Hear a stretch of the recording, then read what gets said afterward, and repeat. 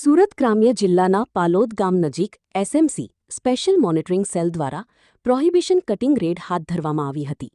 આ કાર્યવાહી દરમિયાન પોલીસને મોટી માત્રામાં ભારતીય બનાવટની વિદેશી દારૂ આઈએમએફએલનો જથ્થો મળી આવ્યો હતો.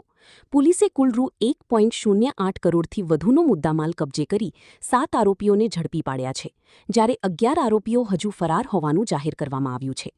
નમસ્કાર દર્શક મિત્રો, આપ જોઈ રહ્યા છો આજ કા ભારત ન્યૂઝ.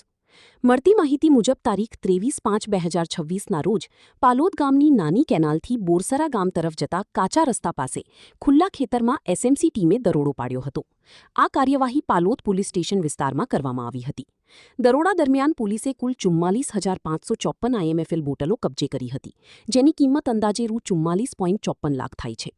ઉપરાંત 5 વાહનો, 8 મોબાઈલ ફોન અને રોકડ રકમ સહિત કુલ ₹1,08,95,860નો મુદ્દામાલ જપ્ત કરવામાં આવ્યો હતો.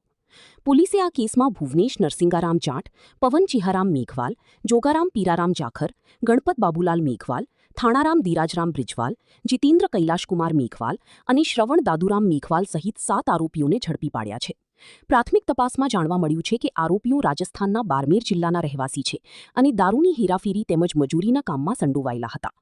આ કેસમાં મુખ્ય આરોપી મુકેશ ઉર્ફે શ્રવણ ઉર્ફે ગઢવી સહિત 11 આરોપીઓને વોન્ટેડ જાહેર કરવામાં આવ્યા છે. પોલીસે જણાવ્યું કે મુખ્ય આરોપીએ જ દારૂનો જથ્થો મંગાવ્યો હતો અને અલગ અલગ વાહનો મારફતે તેનું સપ્લાય કરવામાં આવતું હતું. આ સમગ્ર કાર્યવાહી એસએમસીના પીઆઈ આર.કે. કરમાટાની આગેવાની હેઠળ કરવામાં આવી હતી.